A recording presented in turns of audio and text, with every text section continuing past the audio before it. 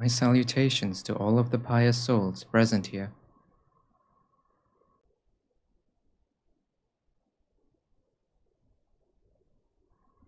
Today's day is like a three-way confluence.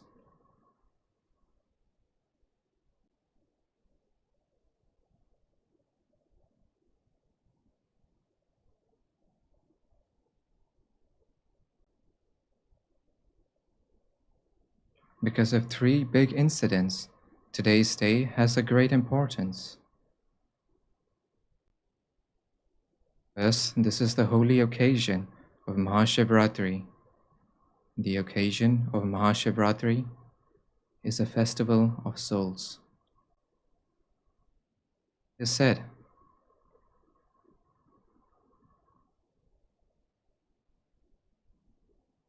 Shiv has numerous powers.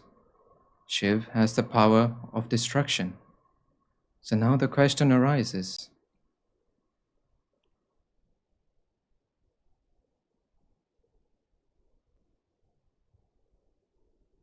he can destroy the feeling of I within you and give you the state of the true soul. So meaning those who have the Shiv within them, the feeling of I slowly comes to an end. So today is the holy occasion of Mahashivratri. So we should introspect. That are we only practicing devotion?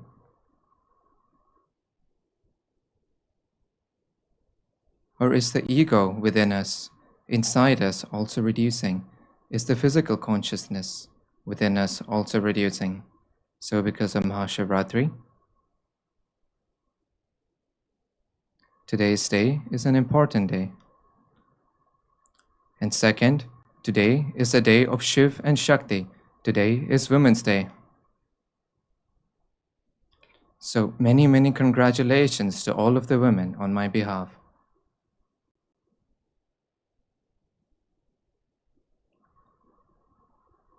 Today, now that Samarpan meditation has been able to reach the global level, women have the biggest contribution in this. It is because of women that it has been able to reach everywhere in the world today, and the publicity and propagation is happening. And so they're deserving of congratulations. And third, today, 30 years have been completed since Samarpan meditation came into society. Task was started 30 years ago, and now today, in 2024, 30 years have been completed. So from that perspective also, Mahashivratri is an important day.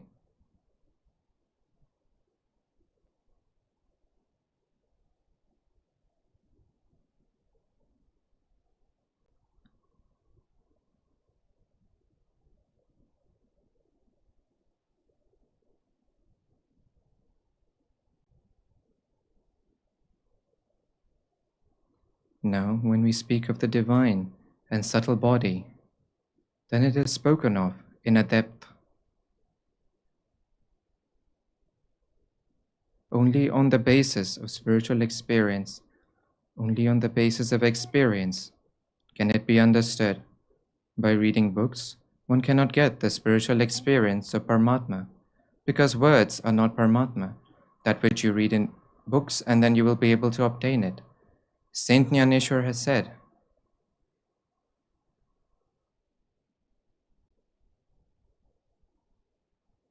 that meaning,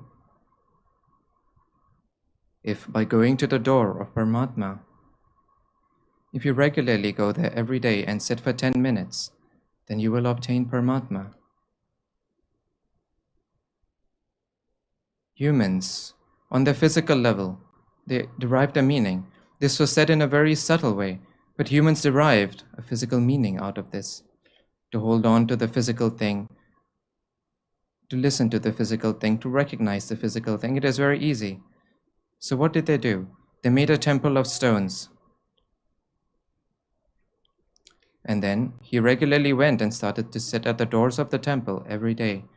And then he started imagining within his mind that I go there regularly, I will certainly get moksha, I will get liberation.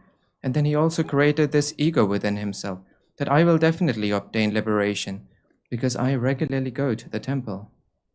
And now the question is, the meaning in which he had said temple, did you understand it in the same meaning? It happens many times. The Guru keeps saying one thing many times, many times, many times. So the disciple finds it strange. Why is he saying one thing again and again, again and again, and again and again? He's saying it because the meaning in which the Guru is trying to say it, you're not able to understand it in that meaning. It happened exactly the same. He spoke of it in one meaning, and humans understood it in a different meaning. He had not called a temple of stones a temple. What he had said was that this body of yours, this is the temple, and the crown of this body, that is the door. That is the door of the temple. If you go to this door and you sit for 10 minutes, then you will obtain liberation. But humans adopted the easy way. There's a habit. Every time they hold on to the physical thing, the subtle is left behind. In order to hold on to the subtle, one needs a very subtle state. One needs a lot of hard work. And then it happens. It is very difficult to meditate. But it is very easy to do ritual worship, puja. Ritual worship can be done with the physical body, but it is not like this for meditation. If you're talking, you're having thoughts, and then you're doing your ritual worship, the ritual worship will not be ruined. But in meditation, if you have even one thought, then your meditation will be ruined. So ritual worship is different and meditation is different. That is why it is very easy to do ritual worship, so they held on to it. But meditation is very difficult. It is exactly the same for yoga. It is very difficult to do yoga. But it is very easy to do asanas. It is easy to do asanas. It is easy to do squats because they can be done with the physical body. And then the physical body gets a satisfaction that I did yogasana. I did squats. I did pranayam. I did kapalbhati. So meaning whatever process you did, there is a satisfaction, a contentment that humans obtain, that I have done this. However, there is nothing like this in meditation. In meditation, to do nothing is itself meditation. A very easy definition of meditation is that to do nothing is meditation. And next, what is the great saying of yoga? Chitta vritti nirodha, ceasing the fluctuations of the chitta, that the chitta is going here, it is going there, to have control over this. This is the objective of yoga. So where is this being accomplished through yoga? Where is this being accomplished through pranayam? To have control over the chitta, this can happen only through yoga. So it's very necessary to practice yoga. So today the publicity and propagation of yoga is happening, but it is only happening at the physical level. What is necessary is to take it to the subtle level. Yogasanas or squats. Your physical body can become healthy through this. Your physical body can become strong. But the question is, you're not the physical body at all. You are the soul. And next, the physical body will be destroyed tomorrow. So all the squats that you have done, all the yogasanas you have done, they will come to an end one day. With the yoga that you have done, and the spiritual state that you have obtained. That state will be useful to you for lives and lives on end, in that very state. Those sadhaks who had the spiritual state, those sadhaks, for the last 30 years, they have completed the objective of their life. They have meditated regularly, and this is what they had taken birth for. And so they have obtained the objective of their birth. Through yoga, the connection of the soul with Paramatma is established. The connection is there, but the physical consciousness is coming in the middle. The I is coming in the middle. And until the I does not come to an end, until then our connection cannot be established with Paramatma. People also speak of Paramatma with many different names. There's nothing in the names. For example, there's a mother. We call her mother. But will our aunt call her mother? No, she will call her sister.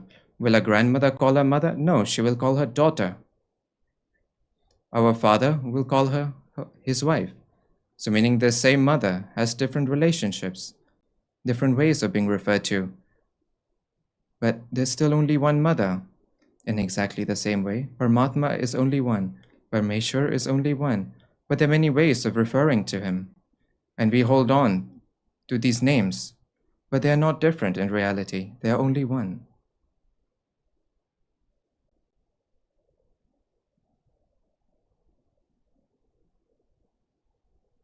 And next, in our country, Sarva Dharma Samabhav, oneness amongst all religions, is spoken of. But in reality, this is a level of spirituality. Until you do not cross this level, until then, your spiritual progress is never possible. Why?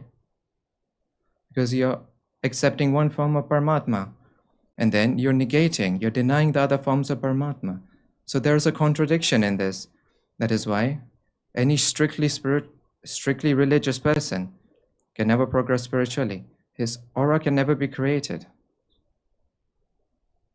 And it is not as if I am the only one saying it. All of the gurus have come and gone. They never kept any distinction between any castes, between any religions. And why did they not make a distinction? Because there is no distinction. Because they had understood it, they had reached this point. But until you do not reach this point, until then, you too can make distinctions. You too can derive different meanings. See, Paramatma is a destination. There are different staircases to reach that destination. All the religions that are there, in reality, they are not religions. They are methods of worship. There is only one religion. It could be your method of worship is different. It could be my method of worship is different. But both of us have only one religion. We are both humans in exactly the same way. The staircases, as many staircases as are there, these are methods of worship. And each and every human has to be born on a staircase. So meaning whoever is born on whichever staircase, he can climb through that staircase and reach up until this point. And once he reaches this point, then there is no importance left to which staircase he took to get here. So once one attains Paramatma, everyone says only one thing. Everyone's Lord is one. Paramatma is one. But who says this? Those who have reached this point. Those who have obtained Paramatma, they will say this.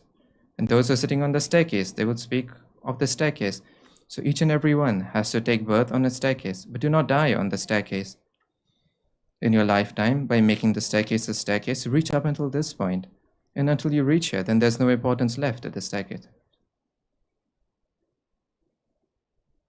The next is somebody sitting on the staircase and speaking on matters of the staircase.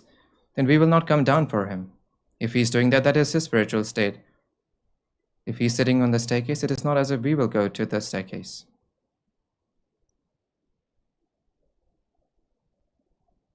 So meaning, whichever person, depending on what he is saying, depending on his words, you can recognize his spiritual state. You can get to know his spiritual state. If any person is speaking of a specific religion, a method of worship, it means that he has not reached up until this point. He's sitting on some staircase. That is why he's speaking of the staircase. If he's speaking of a staircase, it is not necessary that we too should speak of a staircase. So what is necessary is to reach that height, that which we call Paramatma. And after reaching there, then all of these things have no importance.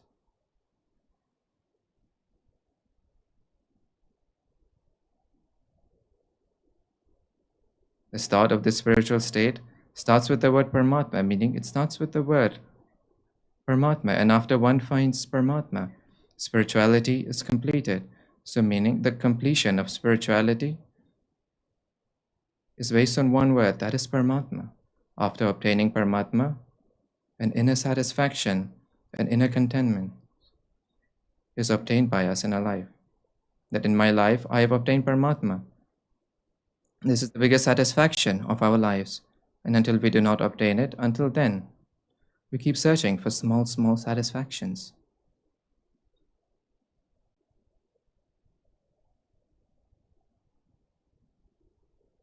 Today, on the holy occasion of Mahashivratri, we're becoming a little introversive. We're leaving the physical consciousness behind.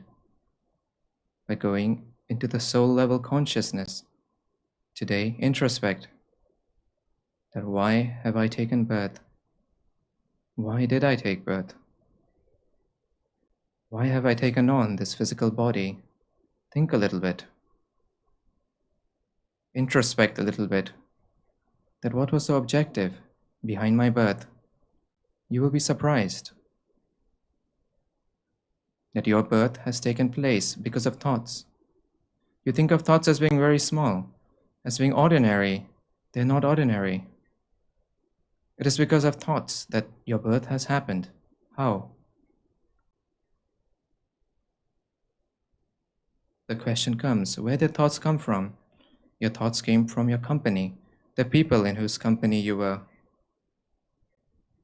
The kind of thoughts they were having, you too started to have similar kinds of thoughts.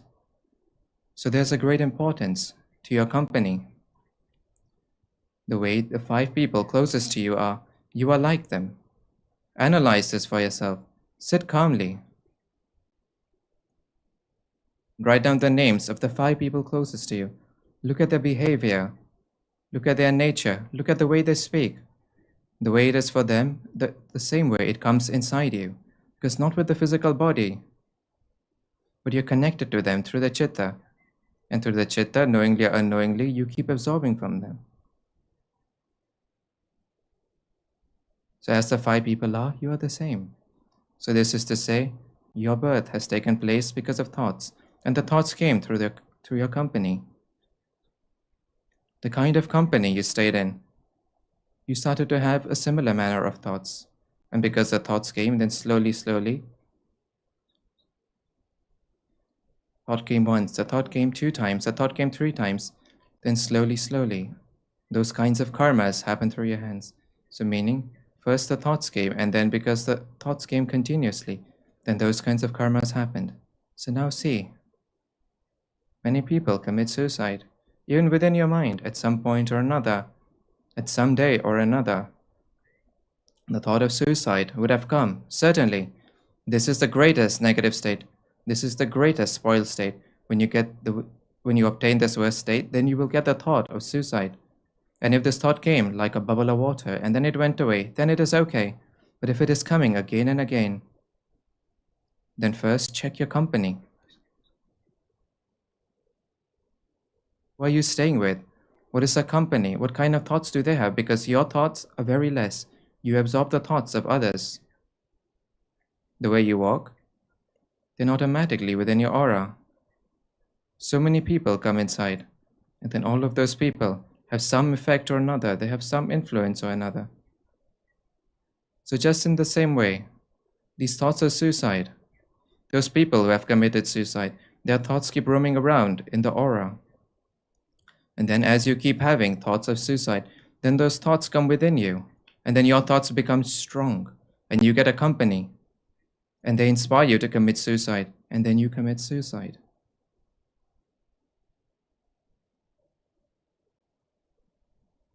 Try to look at the newspaper. See, no such day will pass where there is no news of suicide in the newspaper. And what is the reason behind this? Slowly, the physical consciousness is increasing excessively, and soul consciousness is slowly decreasing. And since soul consciousness is decreasing, then what is happening? The biggest quality of the soul is tolerance. Whatever circumstances there, the power to tolerate it comes because of the soul. And then next, the feeling of acceptance comes in. Whatever circumstance comes, one accepts it, and if one accepts it, then what happens? One gets tolerance.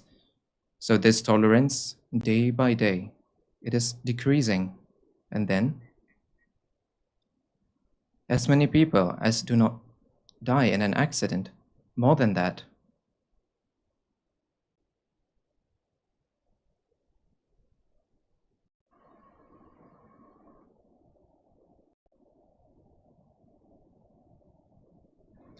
So the young generation needs to think that did the thought of suicide come within us? And if it came, then did it come again and again? If it came once, it is okay. It must have come because of someone. It must have come in the company of someone. But if it is coming again and again, then it can definitely inspire you to commit suicide.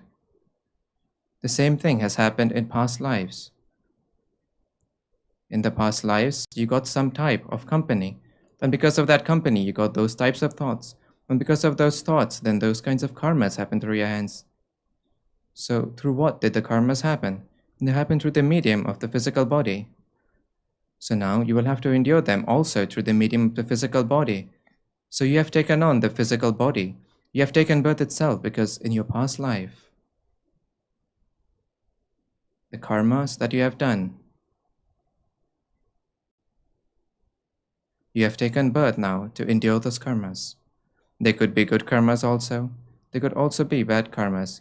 We have another wrong belief that by doing good deeds, by giving donations and such, we get liberation.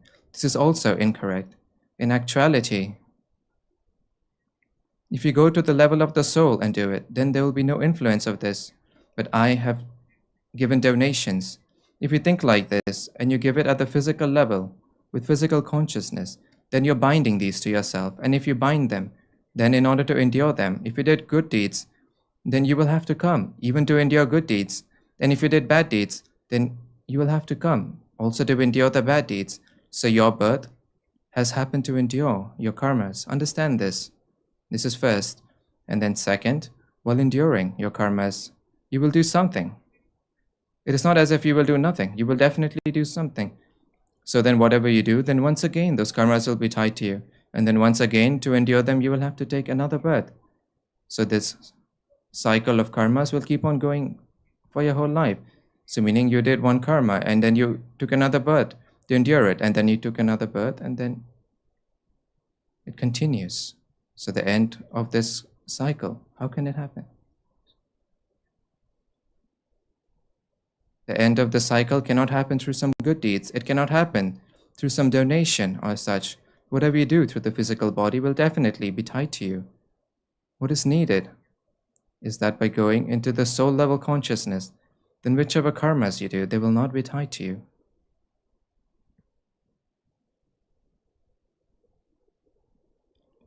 You can be free from the cycle of karmas when somebody comes and wakes you up. If somebody comes and reminds you, when somebody comes and tells you that, oh dear, you have taken this birth to endure your karmas. You are not the physical body, you are a soul. And then after this, you have to endure these karmas and become free. You have come to endure. You have not come to do karmas. To wake you up like this. When some Paramatma comes to the medium of a physical body, that medium himself is called the Guru. He comes through that medium and then he comes and wakes you up. And then by waking you up, he gives you inner spiritual experience. He gives you inner experience. He gives you the realization that you are not a physical body. You are the soul. And after this happens, then through that spiritual experience, you get the knowledge that you're not the physical body. You are a soul. And then what happens? Then whichever karmas you do, they did not happen with the I. They did not happen with the physical consciousness. So then, no karmas are tied at all. If not, the cycle will keep going on. It happens in Japan.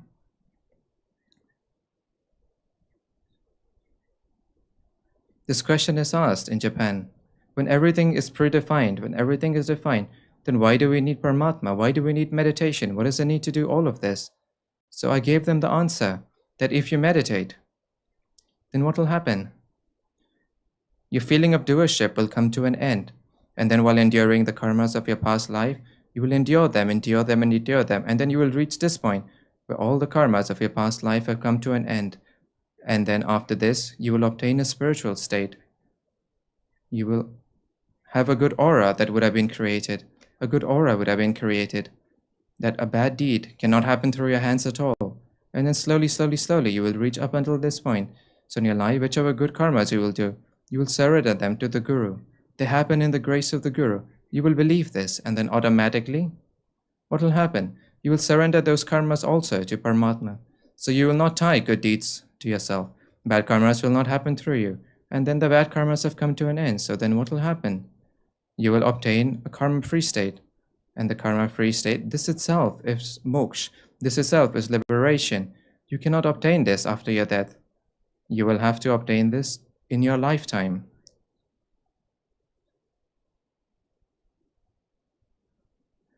But the secret, the importance, the deep secret is hidden in that spiritual experience.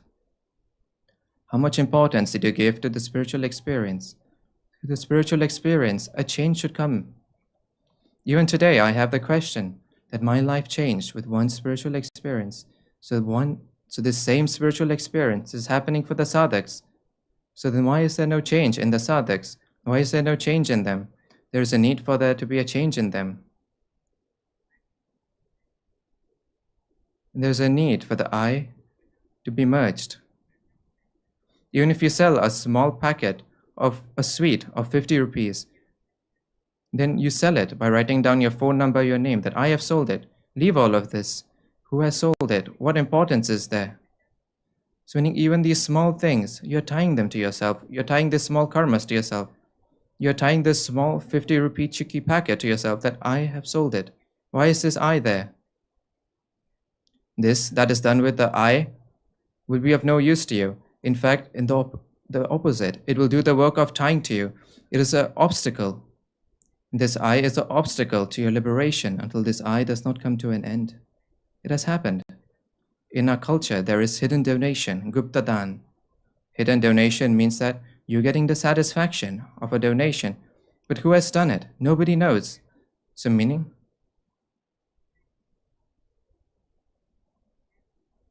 even your objective is to not take any credit for it. You do not want to tie it to yourself. There are many ways, there are many paths. Hidden donation is also one such path through which you give donations, but you do not tie the donation to yourself. So you do not keep this karma for your next birth. It is the same thing for Guru Karya. Guru Karya is also such a work.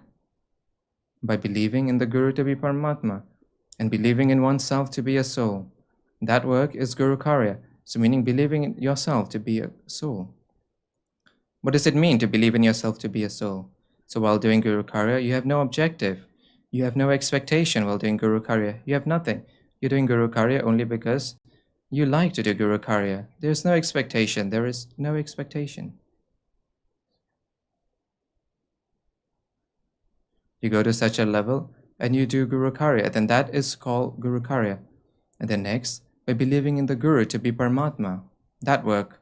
I'm not saying some line by reading it from a book. This is the essence of my life. By believing in my Guru to be Paramatma, I have done Guru Karya. So automatically, all my spiritual progress happened.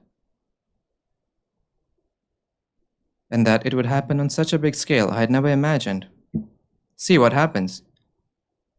When we do it with the I, then it is our power. It is our status. We can only do work on that level.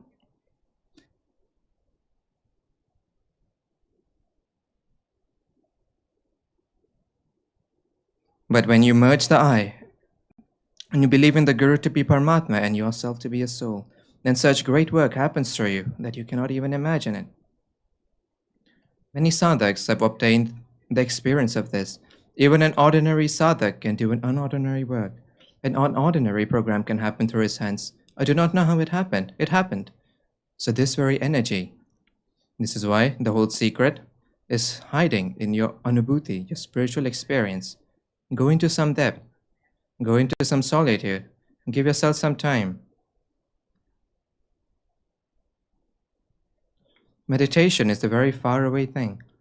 First, learn to sit still for half an hour by yourself. Learn to sit still for 30 minutes. There should be no television with you, no mobile, no books. You should not even be whistling. Many people have this habit that if they are in solitude, they will start whistling, they will start singing songs. So meaning they will use their physical body by making some noise or the other. You have to do nothing. Do this practice. Sit like this in solitude for half an hour that you don't have a book, you don't have a mobile. So meaning you're not even singing a song. You're doing nothing. Slowly, slowly, you will get less thoughts. Your own thoughts are very less. People have put a lot of thoughts inside you. People put garbage inside you. People go and tell you their problems. So indirectly, they're putting their rubbish inside you. So what is needed is to stay in solitude. First of all, give yourself time. Meditation is a very faraway thing. It'll take a lot of time to go into meditation. First, give half an hour to yourself and try to do this experiment. Try to sit in complete solitude, peacefully for half an hour, and then after this, analyze yourself. Are you getting any thoughts? If you're getting them, then what kinds of thoughts are you getting? Analyze this. And then slowly, as you put your chitta, your attention on thoughts, you will start to get less thoughts. And then next, do the practice of looking at your thoughts. If you do this practice, it'll be very helpful in your meditation. So meaning, what kind of thought is coming? Okay. I'm getting a thought of my office. Okay. Okay, I'm getting a thought of my shop.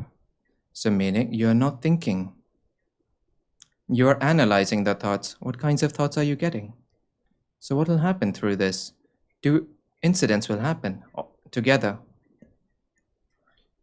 First, by thinking, the energy that you're unknowingly giving to thoughts, this energy will stop to be provided to the thoughts. So you will see that after getting the first thought, the second thought will not come. Thoughts are not powerful on their own. We give them energy, we give them power. When we start to think, then indirectly we put a chitta inside it, and when we put a chitta inside it, then the thought becomes powerful. Then after getting the first thought, then the second, the third, then the whole line is standing behind it. And then do a practice, analyze your thoughts, and then do this practice of looking at your thoughts. Then when you sit for meditation, you will go into a good meditation. So if you're going into meditation, it is okay. And if you're not able to go into meditation, then leaving meditation to the side, then stay in solitude for half an hour. This will support you. This will make you strong. Next, they're very small things. If you do any sankalp, any resolution, then fulfill it. Don't break it. For example, today is Saturday. I don't want to eat food. I want to fast today. You made this resolution. And then after this, your mother said, no, I made your favorite vegetable today. Eat. So then you ate. So then the resolution you have made, you yourself have broken it. From this, your soul becomes strong. Your soul becomes weak. What is needed is to make your soul strong. So make small resolutions, and by making resolutions, fulfill them. And after fulfilling them, you will get a satisfaction that the resolution I've made, I have completed it. So keep any sankalp, any resolution, and then after keeping it, try to fulfill it. Try to have the satisfaction of completing it. So Guru Karya is one such work in which, see, if you don't do any work and you just lie around in your whole life, then you will take the help of someone, will you not, to live like this? So the one who will take care of you, even you will obtain a debt to that person. So even to pay back this debt, you will have to take another birth. So you cannot stay without work in your life. You will have to do some work or another. But you will have to do a practice that you're doing the work, but while doing the work, you're not doing it at the physical level. You're doing it at the soul level. So then what is happening? The effect of that work, the influence of that work, it will not fall on you at all. To do the work, this was your job. Whether you get success, then you accept it. And if you get failure, then true, you accept it. So your power to accept, your power to absorb, it will increase a lot. So do this practice. Practice can come while doing Guru Karya. Just as the word Guru Karya that is there. There's another word like this, Guru Dakshina, the offering to the Guru. We were coming yesterday, so then we crossed the bridge over Narmada River. So then our driver, Kishore Bhai, said that people throw these coins into the river Narmada. What is the objective behind this? Why do they throw this? So I said there are two reasons behind this. The first is that the metal that is there, first copper, gold, silver. So these metals that were there, they had very good receiving in these metals. So as soon as we put this metal in our hands and we keep an inner feeling and then we throw it into the river, we surrender our inner feeling to the river Narmada first. This is the first benefit. And then second, because of the copper, because of the silver, because of the gold, the water of the river Narmada becomes holy, becomes pure. So this was the objective. So now this objective is not there because now the coins are made of stainless steel. So now these coins that were there, they express an inner feeling. It is the same for Guru Dakshina, the offering to the Guru. That is why you see, When you give donations, 101, 1001, 1 is not some figure, 1 is a coin. And the coin is of metal. And then in this coin made of metal, you offer your inner feeling. And then if there is any purest form of wealth, it is the wealth of the offering to the Guru. And it is because it is done with inner feeling. If anyone gives money in Guru Dakshina, inner feeling, bhav, is connected to it. It is not just wealth. And then just in the same way,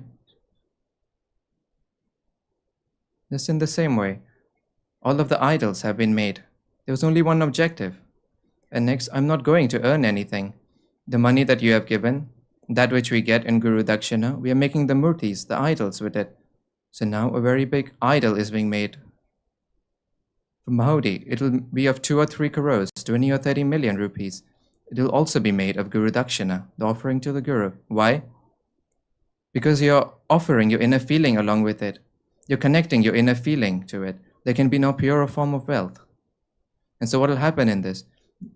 The inner feeling of all the sadhaks will be connected to it, that it is made with Guru Dakshina. And for this, the line of sadhaks is standing. There are sadhaks who are willing to take on the cost of the whole murti, the whole idol. And I tell them that I will not let any one person eat the prasad. It should be divided and distributed. Everybody should get the benefit. It should not go to only one sadhak. So with this objective, the sankalp, the resolution has been taken that this idol will be created with Guru Dakshina. So the money that is there for Guru Dakshina, the offering to the Guru, it is there for many sadhaks. They start their business and they ask, Swamiji, give your blessings, give your prasad. And I tell them that whatever you're getting, save it, and this itself will increase. So this is to say, Guru Dakshina is one such medium through which you offer your inner feeling, and through this, the very few fortunate people who obtain wealth through Guru Dakshina, the very few, so meaning those who stay close or those who meet. And next, if anyone did any good deed, then I tell them that to distribute a little bit, just as you have received. For example, not everyone goes to the Vaishno Devi temple. If we go to the Vaishno Devi temple for a darshan, a divine vision, not everyone is so fortunate that you can go to the Vaishno Devi temple. You are fortunate, you have gone to this temple, you have taken the divine vision. The prasad that you have gone there and brought back, you will distribute this prasad to everyone. Just in the same way, for Guru Dakshina, if through your good fortune, if through your fate, you obtain some wealth, then distribute it to everyone. It is prasad. Prasad is not to eat. Prasad is for distribution. Distribute it to everyone. The more you distribute, the more it will increase. Even you will be benefited. The others will also be benefited. So think, through your medium, if so many people are benefited, then it's such a good thing.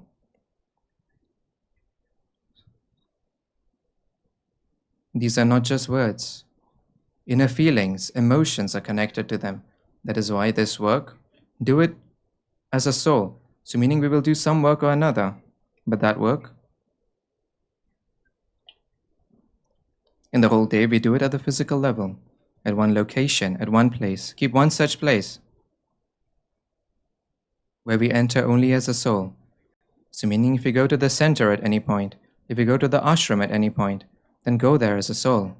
So meaning not do anything at the physical level. So meaning you're speaking of things at the physical level all over the world.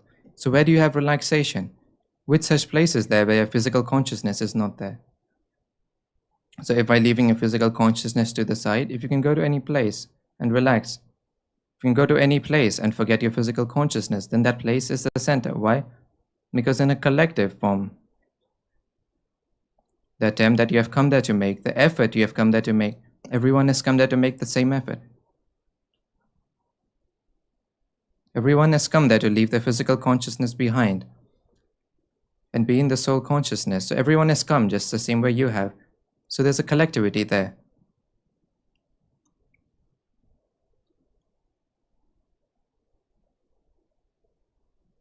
And next, in the foothills of the Himalayas, many tribal people, they call the earth their mother.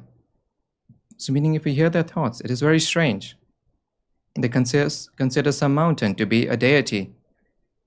So nobody will climb on top of this mountain. Why? They will not even keep their foot onto it, because it is a god, a deity. They'll perform worship, but they will not climb it. Just in the same way, they think of the earth as their mother. And by connecting with the earth, they pray. And by making a prayer, their illnesses are cured, their problems are cured. And this is not just blind faith. In the Medical College of Karnataka, I had taken a shibir, a discourse of doctors there. I had done this with the doctors. How are you able to relax? How do the vibrations change? How does the earth pull away the negativity from within you? So many doctors have also taken the spiritual experience that one feels very good. One feels a great relaxation. So I often keep doing this for Jain monks in the shibirs, but I did it for the first time for doctors there. In Kannad, at the Krishna Medical College, there was a discourse for doctors, and this experiment was done that everyone was made to relax. So in the earth, there's a force of gravitational attraction. When we surrender ourselves fully, then automatically the thoughts within you, the faults within you, by absorbing them completely, it balances you. Parmeshwar, when he gave birth to you, then along with your birth, in order to keep you balanced,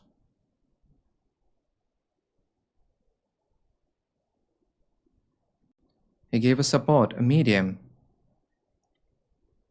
But today we have gone away from the support. We wear slippers at our home and walk around. In our office, we wear shoes and walk around. So we have no connection established with the earth. That is why the need is that connect with the earth. The earth is your mother. The way in which you feel very relaxed in the lap of your mother. Just in the same way, when you sit on the earth, feel completely relaxed. You're sitting in the lap of your mother earth. Feel like this. And then next, as you keep going into the depths of meditation, you will understand the objective of your life. Everyone knows this objective. But until when? Until they're 4 years old, 5 years old. Even I remember. Until I did not go to school, I remembered this objective. But after I went to school, then while studies and everything started one by one, then I forgot this objective. In my childhood, I used to feel that I'm not an ordinary human. I have an objective in my life. And what is the objective? I do not know this, but there is some objective to my life. I have not been born to live a life like an ordinary human, but I did not remember this objective. But I remember this much, that I am not an ordinary human. But as I went to school, then it slowly became less. It is the same for children. Study small children, those that do not go to school. Nowadays, we have started sending them even at 1.5 years old to nursery.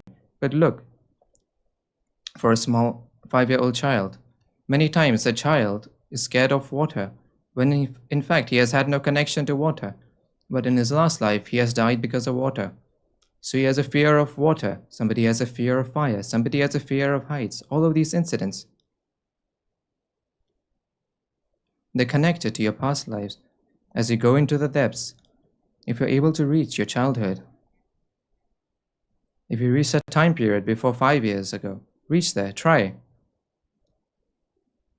Try to remember even the smallest and smallest of things in my childhood. Oh, my father had taken me to there. I remember this much. So like this, remember small things. As you keep going back, then you will also be able to understand the objective of your life. So what karmas had you done? To do which karmas have you taken birth? Which karmas do you have to endure? After enduring which, there's moksha, there's liberation. You'll remember all of these things slowly. You make an attempt, you make an effort. Make an attempt to remember very small things, even before 5 years old. See how many you're able to remember. You can remember, you will remember, but you will have to do a practice. You will have to make an attempt.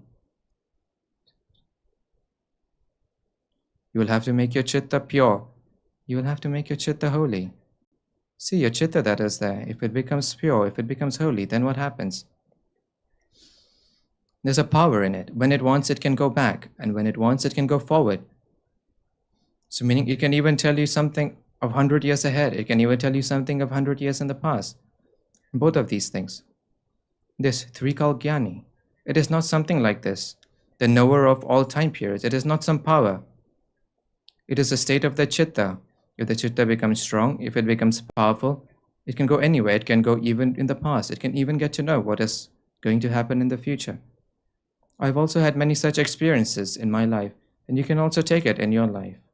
But after the chitta becomes pure, and by the purification of the chitta, I mean that there is no hatred towards anyone in your mind. There is no disgust, dislike towards anyone in your mind. There is no love towards anyone in your mind. You're completely peaceful, silent, you're situated in yourself. And then next, imagine. You're speaking of liberation. Are you ready to die tonight? Imagine that I have to die tonight, then what will happen? Do you have such a state? If you have such a state, then that is the state of moksha, of liberation. I'm speaking of the truth. So meaning even when the Nagpur discourse, Nagpur's Shibir was going on, when on the 5th day of the Shibir, I would not think of the 6th day. The 5th day is over, now it is over. The next day, if it is there, then it is there. So meaning there's no expectation for the next day. There's no work for the next day. There is no thought, there is no plan for tomorrow. There's nothing for tomorrow. I used to become relaxed in such a state and sleep. The next day in the morning, I got up. I got up. So then we'll do the work for this day. So each and every day, perform your task thinking it is the last day. So is it like this in your life? No, you make schemes for the future and you think of them and keep. What will you do after 5 years, 10 years? You have so many plans, even while sleeping. What kind of thoughts do you have? And then you go to sleep. Tomorrow I have to go here, I have to do this. So meaning in your life, there is a tomorrow. Reach such a state where there is no tomorrow. There's nothing to do tomorrow. Imagine that while sleeping, you're completely relaxed and sleeping, that today is my last day, it is over. Whatever was to happen has happened, it is all over. Now there's nothing left to be done. Such a state.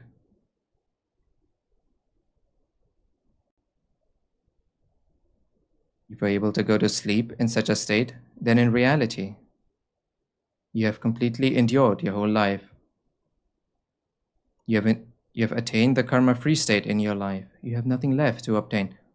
If not, if there's something left to be obtained, then certainly while going to sleep, you will definitely get that thought that tomorrow I have to do this.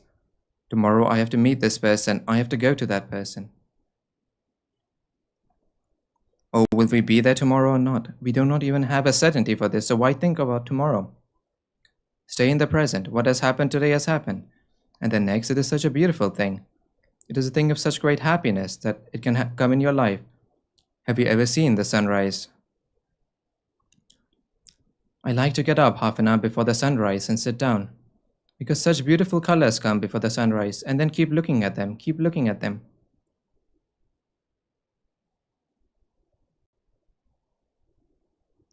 There will always keep being a change in the sky, and then offer your salutations to the sun.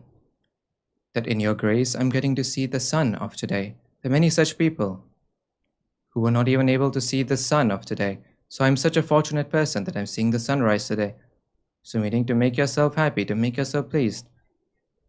Nature has given you many things, but see at least. Get up at least. You yourself get up at 9 o'clock, so then how will you see the sunrise? It happened in Germany. We had kept a discourse in a hotel. The owner of the hotel, I asked her, "Where's east?" Then she asked me the question, "What does east mean?" And I said, "East means the direction from which the sun rises." So she looked here or there. And then she said, "When I get up, it is high up already, so I do not know where it comes from." So meaning, don't do this. Nature has given us many such places, many such locations from which we can obtain happiness. Why do you lose them?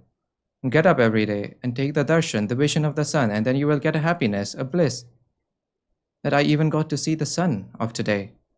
So meaning the more you connect with nature, the more oneness you establish, that much more you will feel good. There will be a change. You will get happiness within yourself.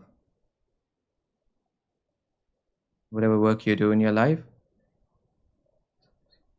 do not do it with the physical consciousness. Do not do it with the eye.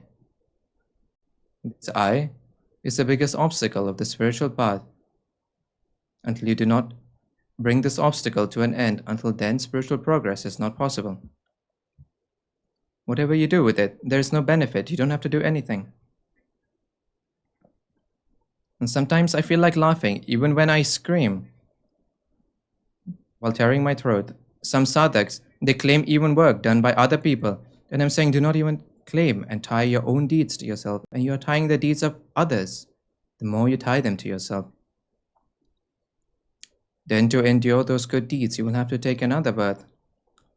One IAS officer had come to meet me. I do a lot of donations. I do a lot of good deeds. I will certainly get liberation, won't I? What is the need for me to meditate? I told her, you will definitely not get it. And she was very shocked. Then she asked why. And I said, oh, you're giving donations. And what did you say? I give donations. So then you're connecting all of it with the I. You're tying all of it with yourself. So then to undergo these good deeds, will you not have to take another birth? So then she felt very shocked. So from this angle, this perspective, I never thought. So, look at each and every karma. Are you doing it at the physical level or are you doing it at the soul level? If you do it at the soul level, it will not be tied to you at all. And if it is not tied to you, then what will happen? And slowly, you will obtain a karma-free state.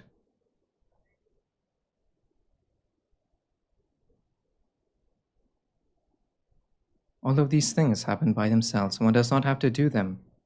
As you keep on meditating, then slowly, all of these things will start to happen in your life. When the I was merged, you yourself will not even get to know. And when you get to know, the life which you have taken it only and only to endure your deeds. You have not taken it to be attached to anyone, to love anyone. While staying regularly because of the proximity, you have fallen in love, you have become attached. It happened. For example, there is a stage on which a play is happening. We are going onto this stage and doing a play. So on this play, there is a soldier, there is a servant, there is a king, there is a queen. Is it really there in their lives? No, it is not. The king is only there for this play. He is not there after this.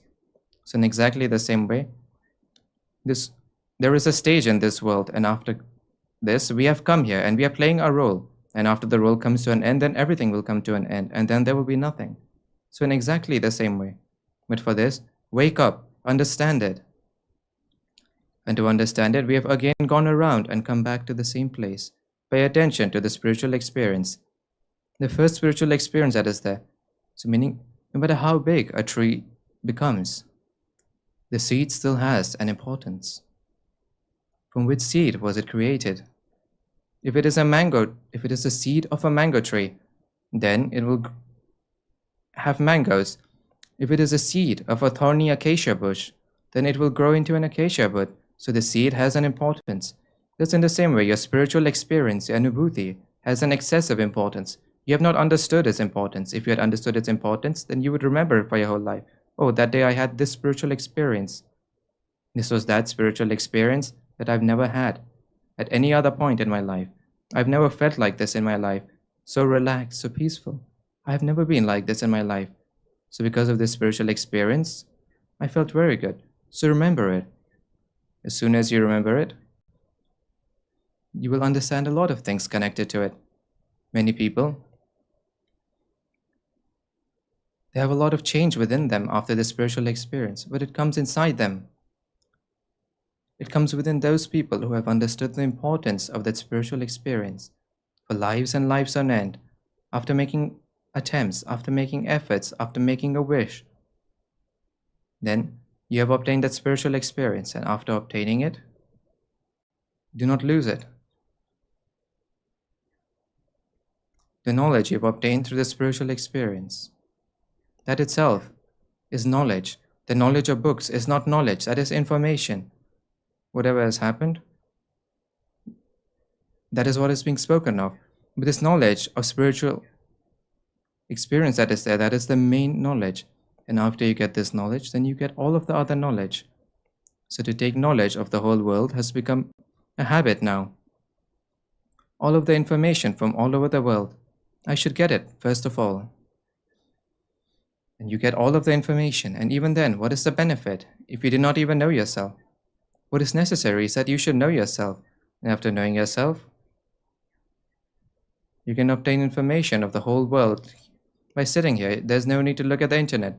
There's no need for a Google search. There's no need for anything. Just by sitting here, you can get complete information about any person in the whole world. The area of yoga is so big, and this is possible through yoga. But first of all, know yourself. Do you know what happens?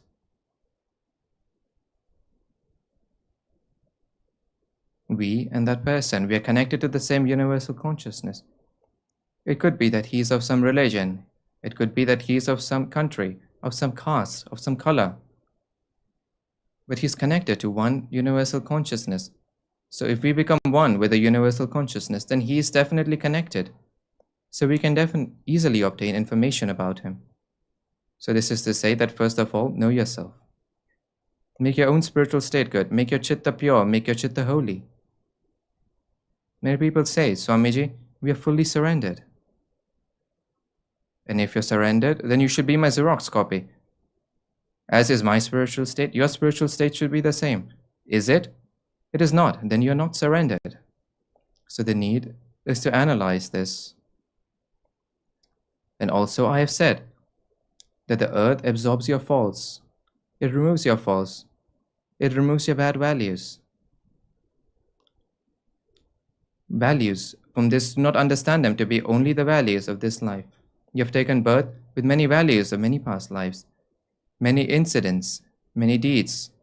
They happen like this through your hands, then you say that, oh, I did not even want to do this at all. I do not know how this happened through my hands. So meaning you did not want to do it, and even then it happened. So what does this mean? The practice of doing this, you had this practice in your past life. You used to do these kinds of deeds in your past lives. That is why these deeds happen in this life, when in fact you do not want to do them. So when any such deeds happen, they happen due to the values of the past lives. So slowly, its influence will come. For example, there's a stream of water. It is flowing, and now it has dried up. But then if you put water again, it will flow along the same line where it used to be flowing earlier.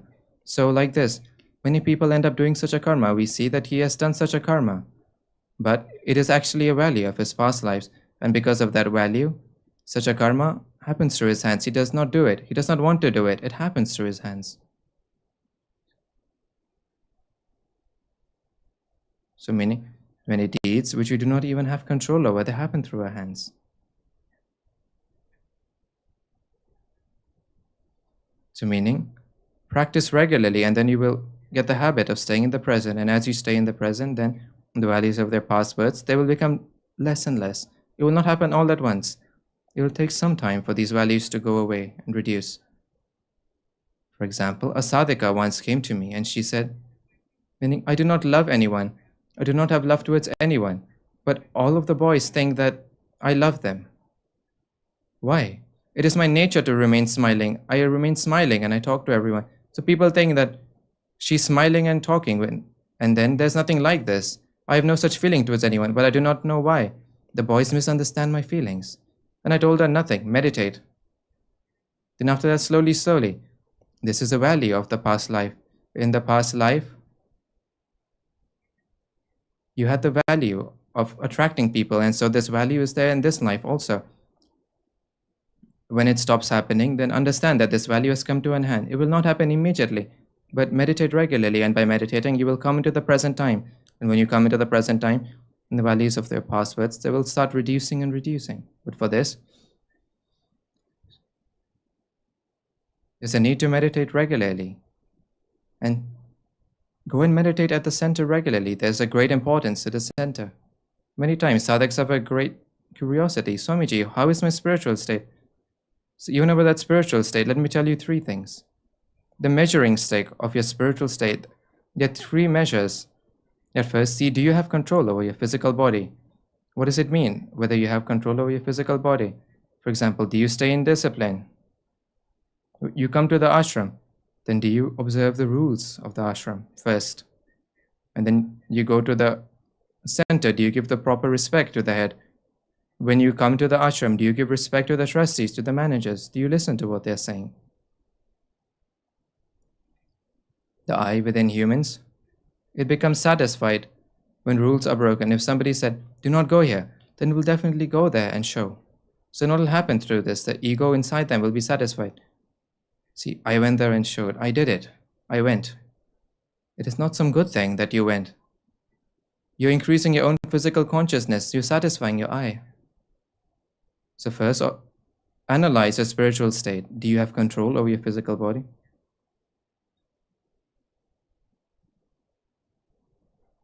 And always keep this in mind. The energy will support you when you walk according to its ways. For example, there's a rule that you should drive on the left side of the road. Whether you drive on the right side of the road and you have an accident and you say, oh, I was thinking the grace of the Guru is there. But the grace of the Guru will be there when you remain in discipline, when you go according to the rules. You do not even have control over your physical body. Then how will you obtain the security, the protection? So analyze yourself at a subtle level. How many rules do you break in a day?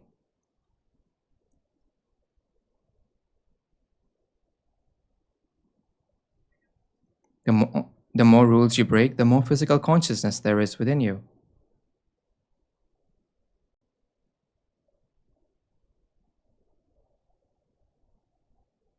Whether it is the ashram or the center, this is that place where you can increase your control. For example, the acharya, the head, said that you have to do this work at the center and give your help there. So meaning whatever rules are being spoken of, observe them, follow them. So then slowly, whether it is a center or the ashram, it will give you the habit of following the rules. You will have a practice that I have to follow the rules. I have to respect the head. I have to respect the trustees. I have to respect the manager. Do you do this? Observe this for yourself. In what kind of language do you use while arguing? Say what you want to say, but speak in your own way. Do not speak in a foul language.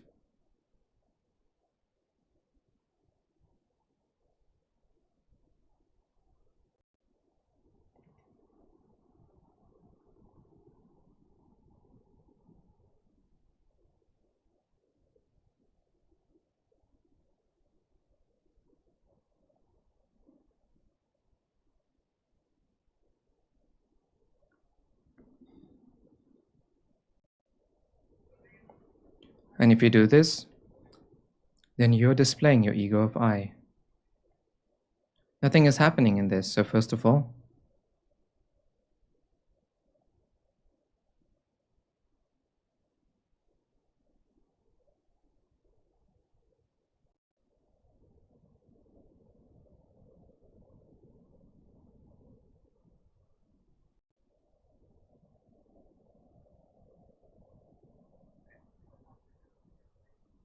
discipline shows you.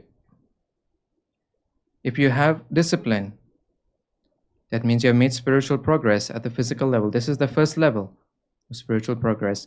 And the next level is of thoughts. What kind of thoughts do you get? Do you get good, positive thoughts, or do you get negative thoughts? Many times. You can try a small experiment and see.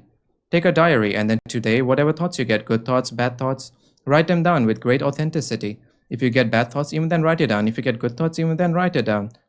In the whole day, whatever thoughts you get, go and immediately write it down in the diary. Do this for 1 week, and then after 1 week, you will see. Then you will get to know. Are you having thoughts of the past? Are you having thoughts of the future? Thoughts are only of two types. There is no thought of the present times. So if you have thoughts of the past, then for 8 days, you will get thoughts of the past and past. And if you think of the future, then you will get them of the future. So this will give you an indication. What kind of thoughts do you have? You will get to know your state through this. How long do you stay in the present? And next, the company, whichever people you stay in. This company has great importance. In the spiritual field, company has a great importance. With which people do you stay?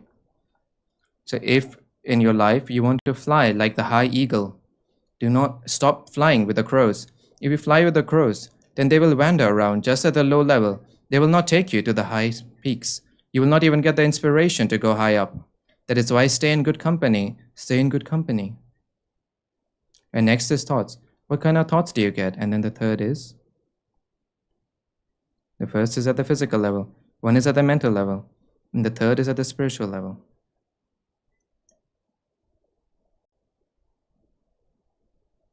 Quickly are you able to go into meditation first? And then is your chitta on the subtle or the physical?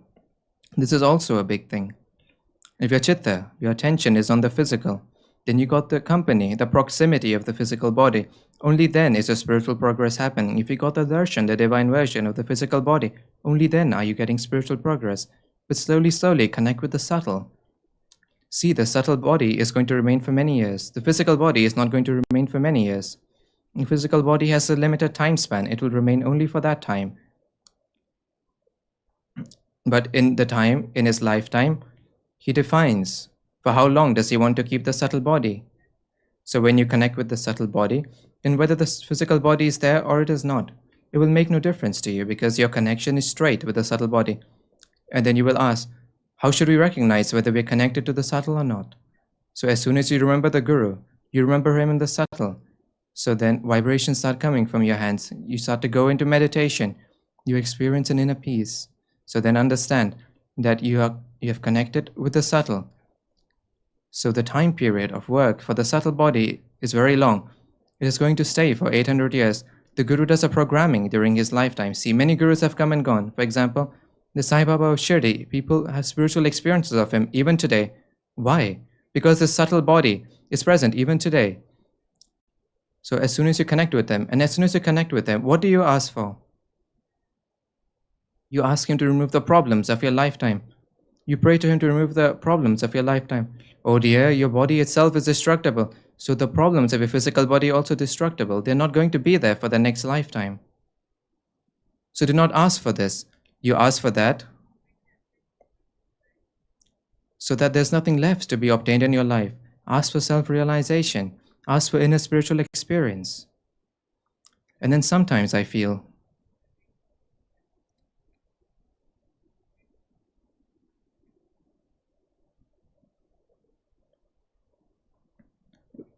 if one is connected to a Guru after he departs, he will definitely show him the path ahead. He will definitely make him have spiritual progress. There's only one objective of the Guru. He has not come to remove your problems. Why? Because he knows. All of these things are destructible when the physical body itself is destructible. Then what importance is there to the problems? He has come only and only for your spiritual progress. He will only speak of your spiritual progress, all of these small things, but you don't even have the wish. He's sitting to give you the whole box of chocolates, but you keep asking for small chocolates. But what is necessary is to connect with him and to keep your chitta, your attention on the subtle. And then, so then the progress of your spiritual state through your thoughts of your physical level, through all of this, you can analyze this and see at which level are you living at. In the present times, at what level are you living? Are you living at the spiritual level, the physical level, the mental level? Whichever level you're living at, that is your spiritual progress. So that is not spiritual progress.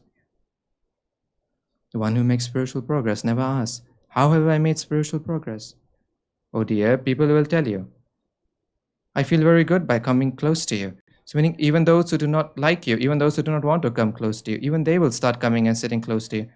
So from this recognize that you have made spiritual progress.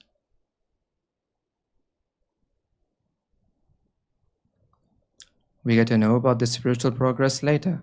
Others get to know about it earlier. The people who are close to us, they get to know earlier. We're not able to know this, so do not worry about spiritual progress. And never give a lot of attention to the chakra. My chakras, my nadis, my energy channels. So if you do this, then automatically the ego of this will be tied to you. You say that Gurudev, the chakras also surrender to you, the energy channels, the nadis also surrender to you. You know your own work. I will just sit and meditate and leave everything else. So the Guru's nadis, the Guru's chakras, they are not impaired, they are not faulty. So I'm telling you a very easy way.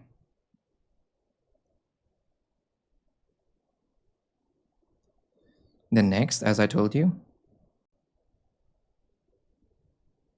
in the foothills of the Himalayas, there are many tribal people. Just by praying to Mother Earth, Just by praying to the earth, they remove their physical problems, their illnesses. They rectify their thoughts. They make their spiritual state okay. We are all going to take the same spiritual experience on this day of Mahashivratri.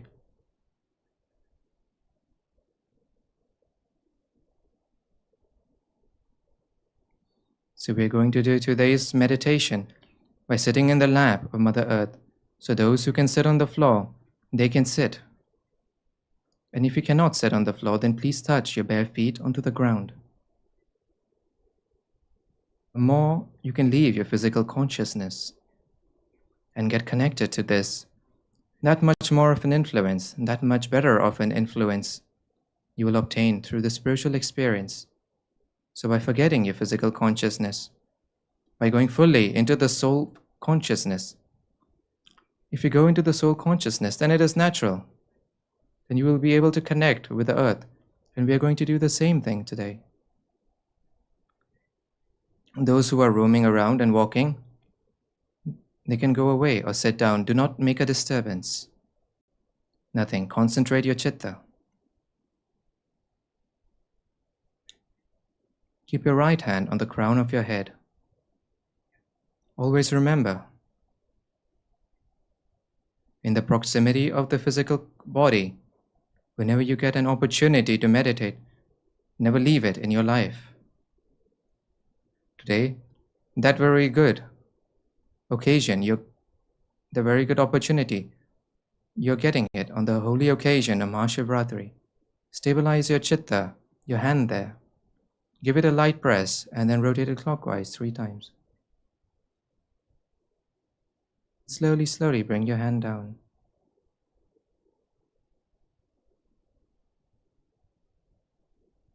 Now we will chant the mantra with me 3 times.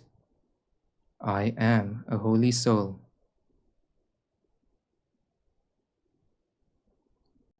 I am a pure soul. I am a holy soul. I am a pure soul. I am a holy soul. I am a pure soul.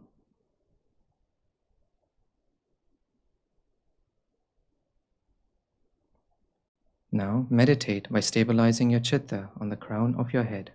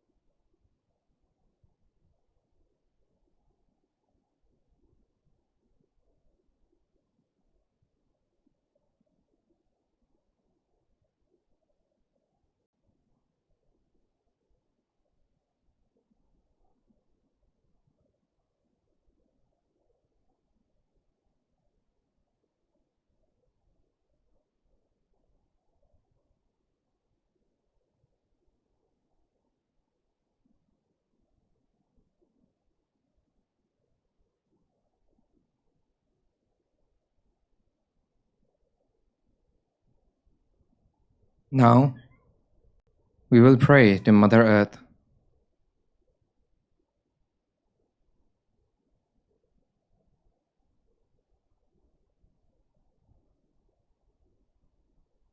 O Mother Earth, before my birth, in the form of many gurus, Paramatma has incarnated on earth. Paramatma has walked on earth. Paramatma has done a spiritual practice on earth. Through your medium, today I'm offering my salutations to all of those gurus.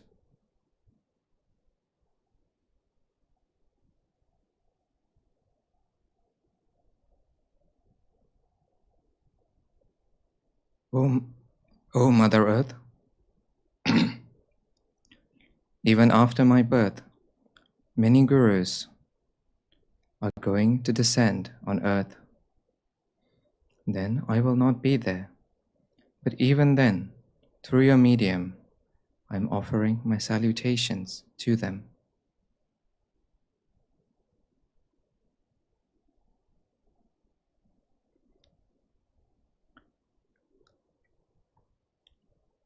And today, those gurus who are present and have descended on earth, to all of those gurus, through your medium, I'm offering my salutations.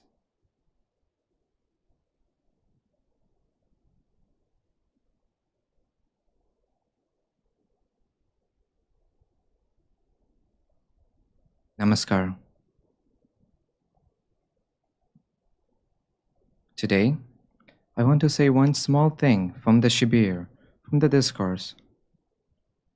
From this itself, you will understand the difference between the subtle and the physical.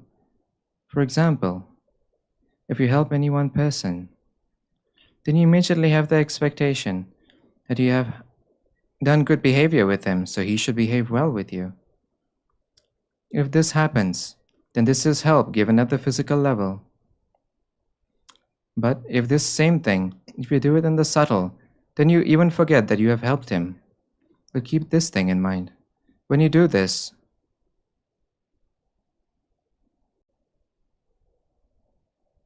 Paramatma gives you even more through different mediums, but he does not give through the same person. Because our thinking is at the physical level, so we have that kind of an expectation. At the soul level, Paramatma gives, but he gives through many mediums, through many hands. This is my experience.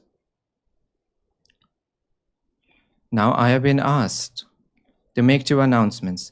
Next month, the world's biggest Guru Shakti Dham is going to be made in Mahodi. The Anushthan for that Gadhistan is going to happen from 9 April to 16 April in Mahodi. In that, many sadhaks are working on this day and night so that on the 9th, it can start. And second, in the month of May, the opening of the UK Guru Shakti Dham is happening. And there, 4 international retreats have been organized, 4 have been kept so that sadhaks from all over the world can take part in this.